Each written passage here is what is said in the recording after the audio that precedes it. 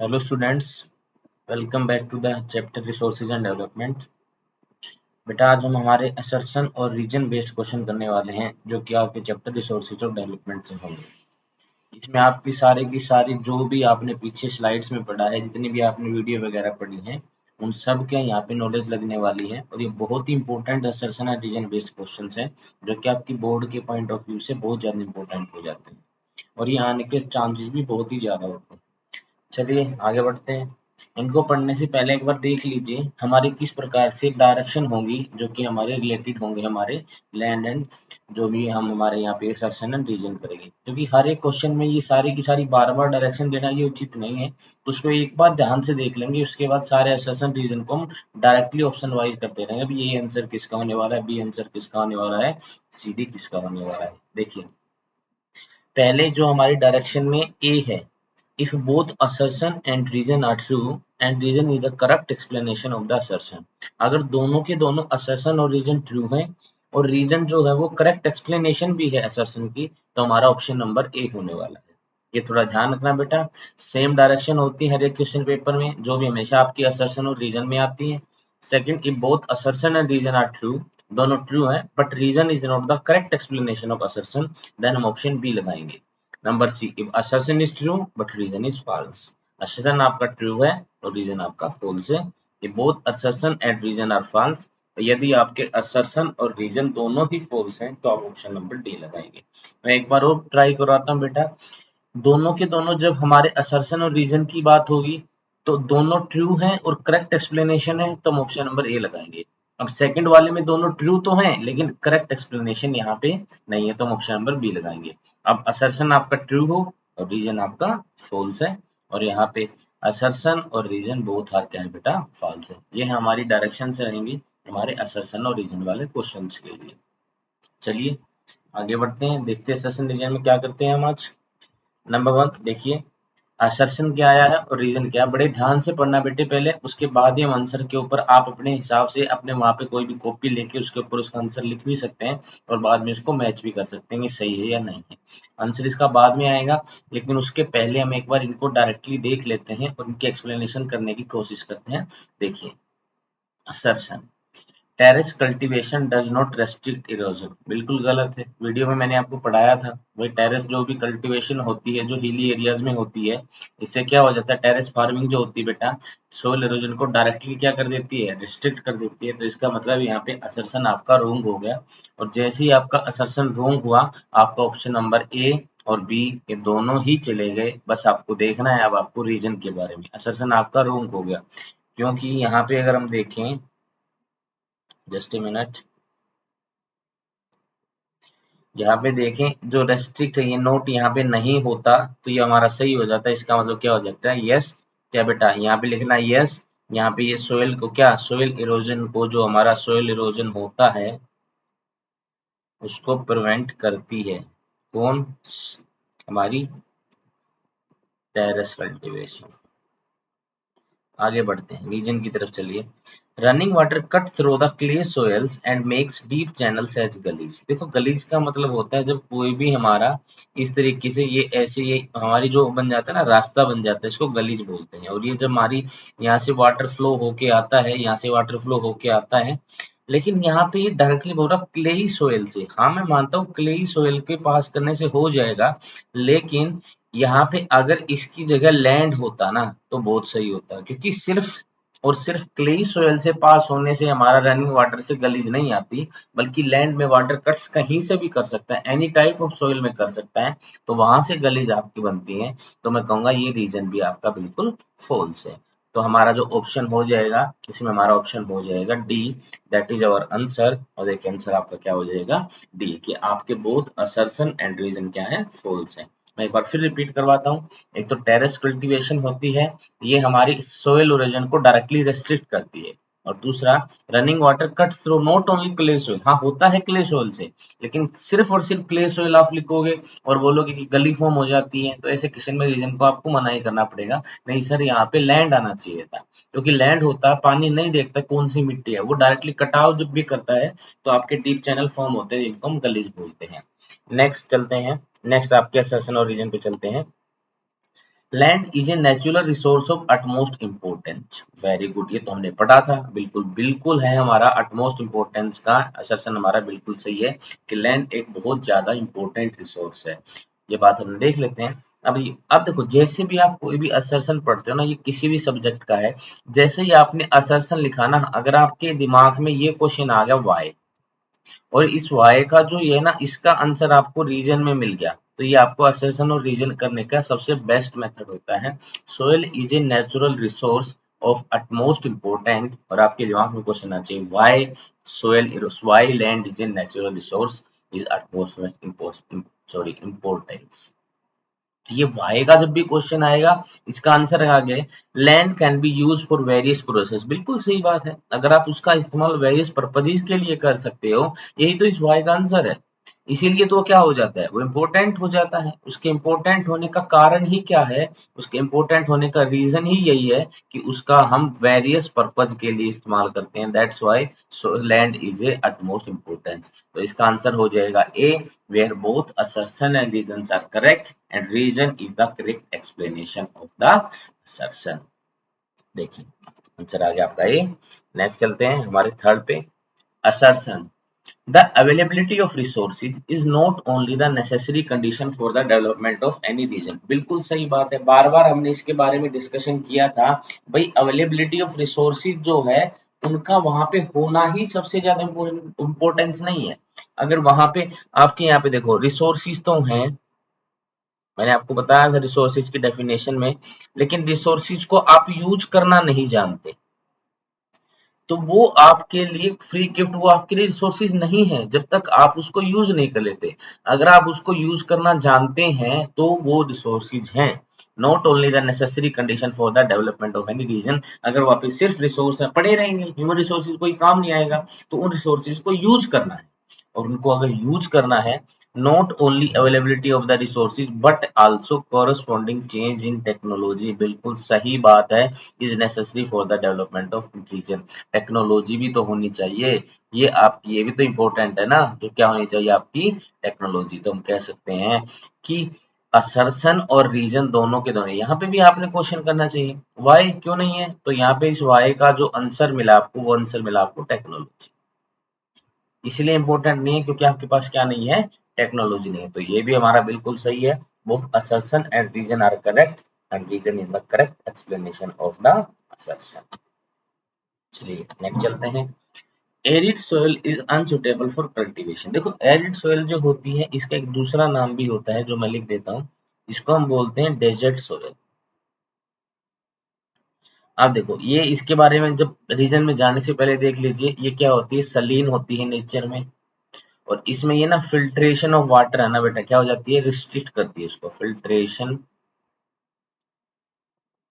Of water.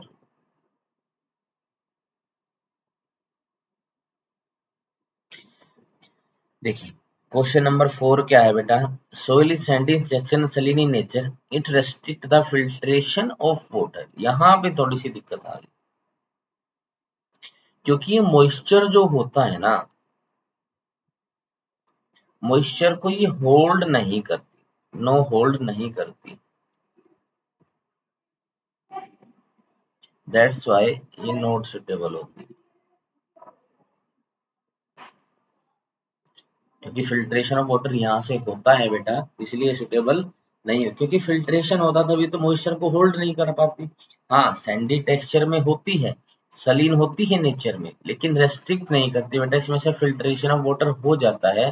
That's why ये moisture hold नहीं करती, तो इसीलिए आप बोलेंगे इसका आंसर होगा B, that is assertion arid soil is unsuitable for cultivation। ये तो बिल्कुल सही है। सैंडी टेक्सचर भी बिल्कुल सही है, सलीनी नेचर भी बिल्कुल सही है, लेकिन फिल्ट्रेशन ऑफ वाटर को ये रेस्ट्रिक्ट नहीं करती, बल्कि फिल्ट्रेशन ऑफ वाटर इसमें से हो जाता है। दैट्स वाई इसका आंसर होगा ऑप्शन नंबर बी। यहाँ पे ऑप्शन नंबर ए लगा रखा है, तो आप इसको बेटा ठीक कर लीजिए, या आपका ऑप्शन नंबर ए नहीं क्या होगा बेटा, बी होगा। क्योंकि अगर फिल्ट्रेशन को वो होल्ड नहीं करेगी, अगर वो फिल्ट्रेशन को होल्ड करेगी, फिल्ट्रेशन को होने देगी वाटर से, तभी तो वो होल्ड नहीं कर पाएगी ना मॉइस्चर, और उसमें पॉसिबल नहीं होता बेटा। तो इसीलिए एरिड सोइल में कल्टीवेशन पॉसिबल है। आपको मैं बता देता हूँ ज्यादा जानकारी के लिए, इसमें कल्टीवेशन हो सकता है यहाँ पे अगर अच्छे फर्टिलाइजर का इस्तेमाल करके या अच्छे फर्टिलाइजर के अलावा सीड्स का अच्छे का इस्तेमाल करके और इरिगेशन के टाइप को बदलकर, इसके इरिगेशन, क्योंकि आप सपोज कीजिए कि आपका मान ले यहाँ पे कोई जमीन है, यहाँ पे आपकी कोई जमीन है, आपने यहाँ से वहां पे उसको वाटर दिया, तो वाटर आगे जा ही नहीं पाएगा क्योंकि सारा का सारा फिल्टर होकर नीचे चलाता जाएगा। आप उसको पानी देते रहिए देते रहिए देते रहिए, वो आगे नहीं जा पाएगा। तो यहाँ पे इरिगेशन के डिफरेंट मेथड का इस्तेमाल किया जाता है। अगर आप हरियाणा के, जैसे आप हरियाणा में बात करें, अगर आप मेवात साइड जाएंगे तो वहां पे दूसरे ड्रिप इरिगेशन वगैरह हो गया, इन इरिगेशन हो गया, इन इरिगेशन वगैरह का इस्तेमाल किया जाता है। तो वहां पे ये मॉइस्चर को फिल्ट्रेशन को रेस्ट्रिक्ट नहीं करती, बल्कि इसमें से वाटर फिल्टर हो जाता है और नीचे चला जाता है। That's why we can say that arid soil is unsuitable for cultivation होती है, but it does not restrict the filtration of water because it does not restrict the filtration of water, बल्कि ये filtration of water को करती है, जिसके कारण हमारी arid soil unsuitable for cultivation हो जाती है। तो option number B is the right answer. Next देखिए, resources are free gifts of nature, बिल्कुल सही बात है। स्टार्टिंग में मैंने आपको बताया था फ्री गिफ्ट्स है नेचर के, बिल्कुल सही बात है। लेकिन resource like soil air and water are easily available. देखो यहाँ पे क्वेश्चन हमारा क्या है, सेशन को करने के लिए वाई फ्री क्यों है, फ्री गिफ्ट नेचर क्यों है, क्योंकि सोइल की बात ले लो, एयर की बात ले लो, वाटर की बात ले लो, are easily available in nature, ये बिल्कुल इजीली अवेलेबल है। तो बिल्कुल सही बात है, ऑप्शन नंबर ए भी करेक्ट है और उसका रीजन भी ठीक है। वाई क्यों है भैया आपके लिए फ्री गिफ्ट, क्योंकि ये क्या है, इजीली अवेलेबल है। क्या है ये, बिल्कुल इजीली अवेलेबल है। That's why we can say that resources are free gifts of nature. Option number क्या होगा, ए। नेक्स्ट चलते हैं, resource planning is a very easy process in India, बिल्कुल गलत बात है। इजी प्रोसेस तो हो ही नहीं सकता। आप देखेंगे कि इजी प्रोसेस है, नहीं है, बहुत काम है इसमें। जो आपको मैंने 3 स्टेप्स बताए थे वो डज नॉट इजी, ये इजी नहीं है बेटा, बिल्कुल इजी नहीं है, ये बिल्कुल गलत बात है। नॉट ए इजी प्रोसेस बल्कि it is a complex process. कैसा प्रोसेस है, कॉम्प्लेक्स प्रोसेस है। Resource planning involve planning structure, identification and inventory of resources. नहीं, मैंने आपको बताया था जब भी रिसोर्स प्लानिंग होगी नंबर 1 बात क्या होगा, बिल्कुल सही बात है, सबसे पहले नंबर पे क्या आएगा, आइडेंटिफिकेशन एंड इन्वेंटरी नंबर 1 पे आएगा। नंबर 2 पे क्या आएगा, यहाँ पे देखो उसके साथ क्या आता है, सर्वे और मैपिंग्स वगैरह होती हैं, सर्वे हो गया या मैपिंग्स वगैरह होगी वो होती है। सेकंड पे क्या आता था, फिर आपका आता था प्लानिंग स्ट्रक्चर, और इसमें आप किसका निर्माण करते थे, इंस्टीट्यूशन का, किसी इंस्टीट्यूशन का निर्माण हो जाएगा। और नंबर 3 रिसोर्स प्लानिंग में हम क्या देखते थे भाई, रिसोर्स के यूज के साथ साथ हमारी कंट्री की क्या देखते थे बेटा, हम डेवलपमेंट को देखते थे भी, उनकी डेवलपमेंट किस तरीके से हो रही है। ये 3 प्रोसेस होते थे रिसोर्स प्लानिंग में, लेकिन यहाँ पे 2 ही बताए, तो इसका मतलब यहाँ पे जो आपका असर्शन है ये भी गलत है और जो रीजन है ये भी गलत है। दैट्स व्हाई आंसर होगा इसका D, both assertion and reason are false. Next देखिए, process of soil formation and erosion वो साइमल्टेनियसली, एक साथ होते हैं सोयल फॉर्मेशन का और इरोजन का, बिल्कुल सही बात है। जहां जहां पे आपकी वो साइमल्टेनियसली का मतलब कहीं पे सोयल फॉर्मेशन हो रहा है, क्योंकि यहाँ से सोयल, देखो इसको ऐसे समझो कि एक सोयल इरोजन, मान ले आपका सोयल इरोजन यहाँ से होगा, तो सोयल इरोजन किसी भी से द्वारा जाकर दूसरी जगह पे जाके रुक जाएगी, तो यहाँ पे उसको क्या बोला जाएगा, यहाँ पे उसको बोला जाएगा सोयल फॉर्मेशन। भाई एक जगह इरोजन हो रहा है तो वो अंत काल के लिए मिट्टी बहती या उड़ती थोड़ा चली जाएगी, कहीं ना कहीं जाके तो रुकेगी ना वो, तो उस कहाँ पे रुकेगी, उसी को बोल देंगे क्या हो रहा है, सेमल्पोरेशन हो रहा है। Creates a balance between the two, बिल्कुल सही बात है, दो के बीच में बैलेंस बना रहता है, बिल्कुल सही बात है। कहीं से सोयल का इरोजन होता है और कहीं से सोयल की फॉर्मेशन होती है। दूसरा reason, denotation of soil cover and subsequent washing down is soil erosion. अब देखो, अब यहाँ पे मैंने देखा 7th में कि डिनोडेशन, मैंने आपके डेफिनेशन में भी आया था soil cover and subsequent washing down soil erosion, बात ये भी सही है। लेकिन ऊपर जो मैंने वाई लिखा, यहाँ पे जो मैंने वाई लिखा, क्या मेरे को इसका आंसर मिला नीचे वाले से? यहाँ पे देखिए, प्रोसेस ऑफ सोइल फॉर्मेशन का बताया है कि साइमल्टेनियस रीजन है, और यहाँ पे सोइल इरोजन को बताया गया क्या होता है, लेकिन दोनों के बीच में मैंने देखा यहाँ पे कोई आंसर नहीं मिला मेरे को, कोई भी यहाँ पे कनेक्शन इन दोनों में नहीं है, लेकिन दोनों है क्या, बिल्कुल करेक्ट है। दैट्स वाई मेरा आंसर क्या हो जाएगा, हमारा आंसर हो जाएगा B, both assertion and reason are correct but reason is not correct explanation of assertion। ये हो जाएगा, इसका आंसर होगा बेटा बी, दैट इज assertion और reason दोनों ही सही है, लेकिन मेरे को यहाँ पे करेक्ट एक्सप्लेनेशन इसकी नहीं मिली। नेक्स्ट देखते हैं, Alluvial soil is ideal for growth of paddy, wheat, cereal, pulse crop। बिल्कुल सही बात है, ये सारी चीजें आपकी होती हैं इसके अंदर, पैडी का भी होता है, व्हीट भी होता है, cereal भी होता है, pulse crop भी होता है। Alluvial soil is well known for capacity to hold moisture। ये moisture को होल्ड करती है, तभी तो यहाँ पे ये pulse crop का होने का रीजन क्या है, इसका रीजन यही तो है, क्योंकि ये क्या करके रखती है बेटा, moisture को होल्ड करके रखती है, जिससे ताकि इसमें बार बार पानी देने की आवश्यकता नहीं होती। और आपको पता है व्हीट वगैरह में बार बार आपको पानी नहीं देना होता, ये ऐसे टाइम में की जाती है जब मॉइस्चर जो होता है इसमें बहुत कम टाइम तक बहुत कम पानी दिया जाता है बेटा व्हीट में, तो इसीलिए ये मॉइस्चर को होल्ड करे रखती है और पौधे के लिए मॉइस्चर को बनाए रखती है। दैट्स वाई ये आपकी वेल नोन होती है बेटा एग्रीकल्चर के लिए। दैट्स वाई इसका आंसर हो जाएगा ए।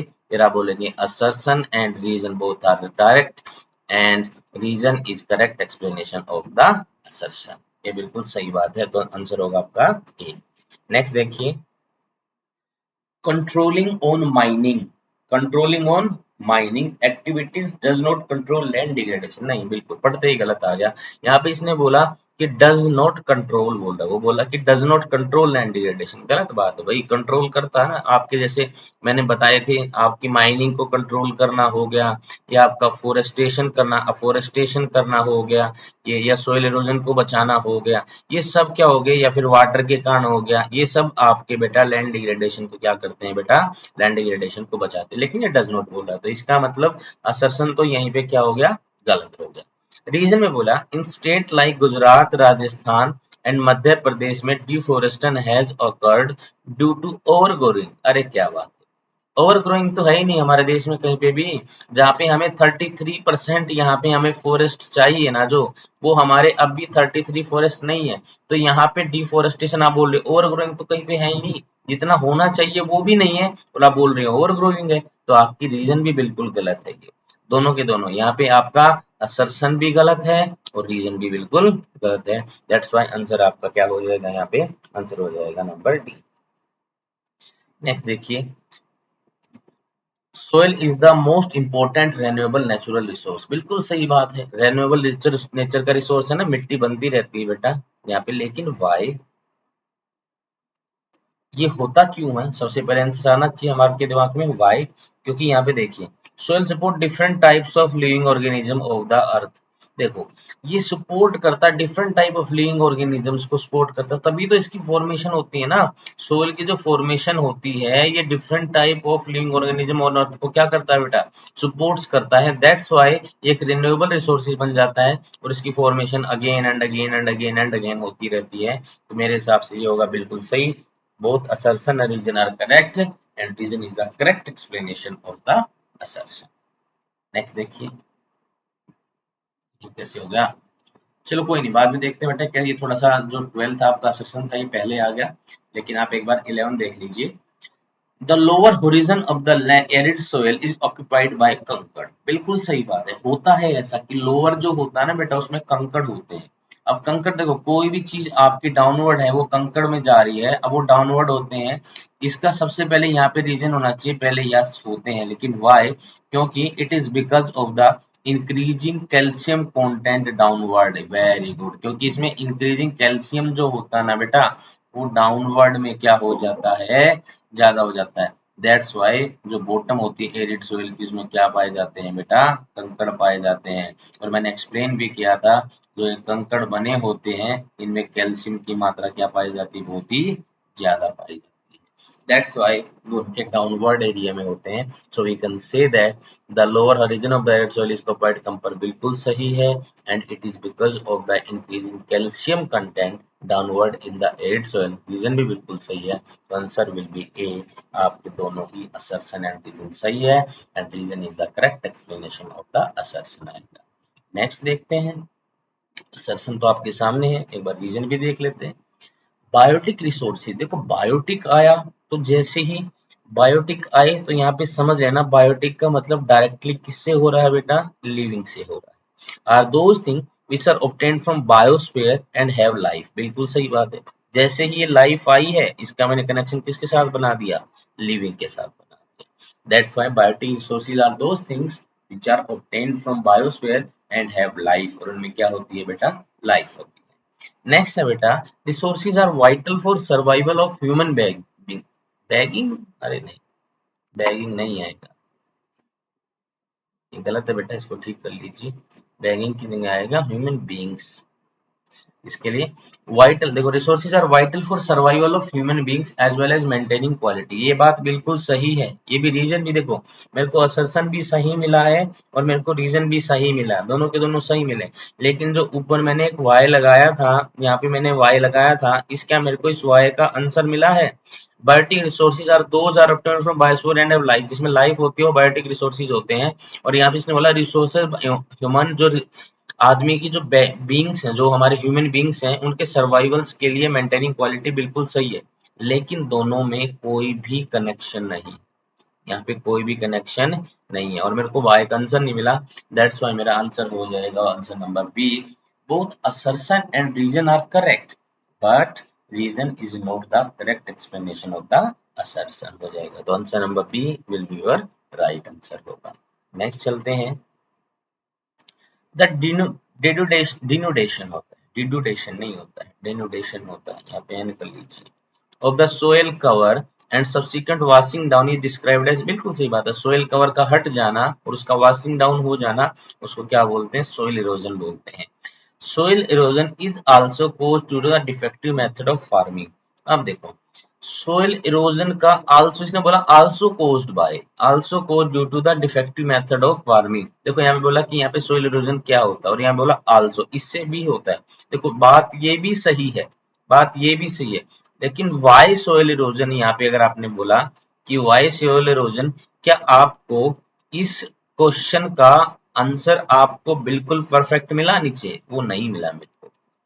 देखो इसने बोला डिफेक्टिव फार्मिंग से भी सोइल इरोजन होता है, सही बात है, लेकिन क्या आपको कंप्लीट आंसर मिला, नहीं, ये देख छोटा सा पार्ट मिला है। ऊपर आपने सोइल इरोजन की बात की है कि जो भी होता है उसको सोइल इरोजन बोलते हैं, लेकिन नीचे वाला मेरा परफेक्ट आंसर नहीं मिला मेरे को वाई का।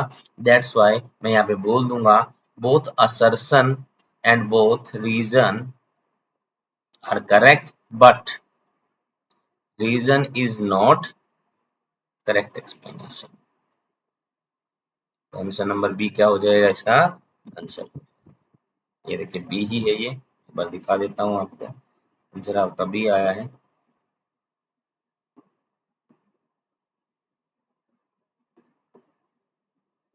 ठीक है, अब आगे देखिए, ये आंसर नंबर क्या है बेटा, बी है, ये मैं यहाँ पे लिख देता हूँ, इसका आंसर क्या है, आंसर नंबर बी इसका आंसर होगा। नेक्स्ट देखते हैं, पोटेंशियल रिसोर्स। देखिए यहाँ पे क्या बोला, पोटेंशियल रिसोर्सेज कौन से होते हैं, which are found in a region, इसको क्या बोलते हैं बेटा, पोटेंशियल बोलते हैं, बिल्कुल सही बात है, जो रिसोर्सेज किसी रीजन में फाइंड होते हैं but have not been utilised, but have not been utilised, बिल्कुल ही सही बात है। पोटेंशियल रिसोर्स वो होते हैं, वो है तो, लेकिन वो उनका यूज अभी तक हमने नहीं किया। उसका रीजन क्या हो सकता है, उसका रीजन हो सकता है या तो हमने टेक्नोलॉजी के कारण उनका यूज नहीं किया है, या फिर हम उन रिसोर्सेज को बचा कर रख रहे हैं, अपना बचाकर उनको रख रहे हैं, क्योंकि हम जो दूसरे रिसोर्सेज हैं उनसे काम चल रहा है, क्योंकि हम ऑप्टिमम यूटिलाइजेशन कर रहे हैं और उन रिसोर्सेज का अब तक यूज नहीं हुआ है। और दूसरी बात है पोटेंशियल रीजन होते हैं फाउंड इन ए रीजन।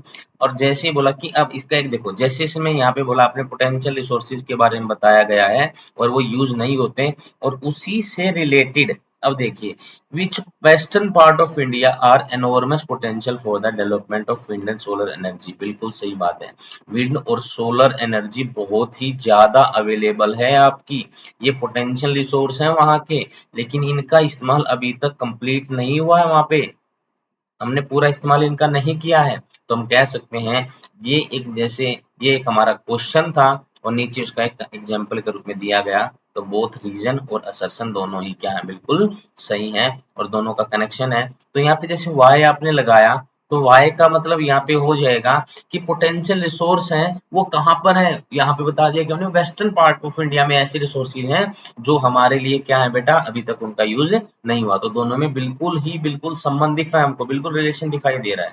तो दैट्स वाई हम कह देंगे असर्शन और reason both are correct and reason is correct explanation. Reason क्या है बेटा, हमारी करेक्ट एक्सप्लेनेशन है, जो कि इनकी करेक्ट एक्सप्लेनेशन। दैट्स वाई हमारा आंसर क्या हो जाएगा, ए हो जाएगा। तो आंसर क्या हो जाएगा हमारा, ए हो जाएगा। देखिए लास्ट वन है ये आपका असर्शन और रीजन, उसको देखते हैं।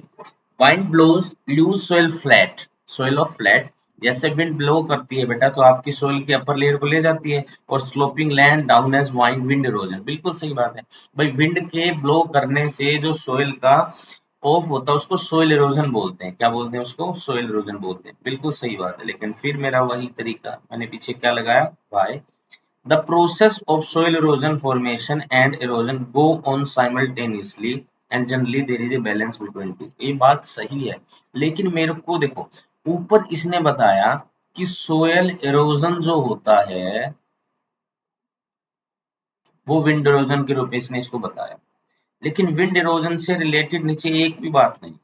इसने बोला कि विंड ब्लो करती है उस विंड इरोजन होता है, और इरोजन और यहाँ पे दूसरा फॉर्मेशन, इनसे साइमल्टेनियसली बैलेंस होता है। तो अलग अलग बातें हैं दोनों, लेकिन दोनों बातें सही है।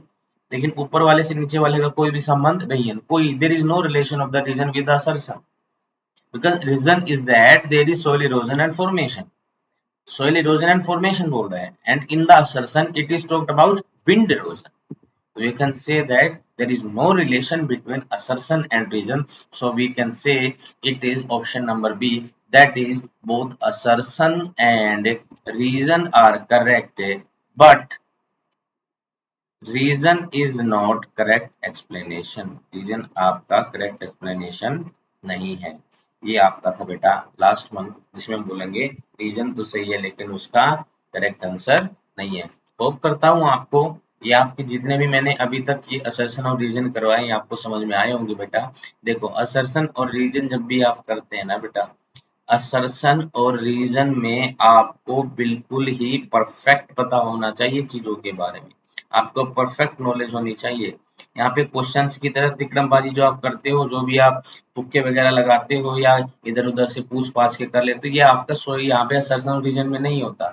यहाँ पे आपको करेक्ट इन्फॉर्मेशन होनी चाहिए, फैक्ट्स का पता होना चाहिए, हर एक चीज का पता होना चाहिए। देखो किसी भी बच्चे के कभी भी सोयल इरोजन में परेशानी नहीं होगी, उसको डिफिकल्टी नहीं होगी, उसको अगर इन दो चीजों के कंसेप्ट को पता है कि वो जब भी हमारा सोयल इरोजन में जब भी वो असर्शन और रीजन में वो असर्शन को तो देखता है वाई के रूप में, और वो रीजन को देखता है आंसर के रूप में कि असर्शन मेरा कोई क्वेश्चन है क्या, इसका रीजन नीचे आंसर है, तो वो बच्चा कभी भी असर्शन और रीजन को गलत नहीं करेगा। लेकिन यह चीज तभी हो सकती है जब आपको फैक्ट्स के बारे में आपको अच्छे से पता होगा।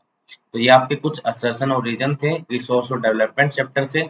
अब इसके बाद हम केस स्टडी लेके आएंगे नेक्स्ट वीडियो में, जिसमें मैं आपको केस स्टडी भी करना सिखाऊंगा, क्योंकि आजकल जैसे ही मॉडर्न टाइप आया है एग्जामिनेशन का, उसमें केस स्टडी और असर्शन रीजन पर ज्यादा जोर दिया जाता है। तो इसलिए हम नेक्स्ट जो आपकी वीडियो आएगी बेटा, वो आपकी केस स्टडी से रिलेटेड होगी, और उसमें हम केस स्टडी के क्वेश्चन करने वाले हैं। तो आज के लिए इतना ही। ये सेशन और रीजन को रिवाइज भी करें बेटा बार बार आप वीडियो में देखकर, और इनके साथ साथ आंसर पहले देखने से पहले खुद का आंसर लिखें और देखें कि ये चीज मेरे वीडियो में जो बताया गया उससे रिलेटेड है या नहीं है। तो इसके अलावा ये 15 असर्शन रीजन करे हैं, आप घर से कितने प्रैक्टिस करना आप सबका आंसर दे दोगे बेटा, क्योंकि इन 15 में मैंने आपको ये सिखाने की कोशिश की है कि जैसे वीडियो में जो कंसेप्ट आते फैक्ट्स आते हैं उनको आप कैसे अप्लाई करते हैं। आज के लिए इतना ही। Thank you.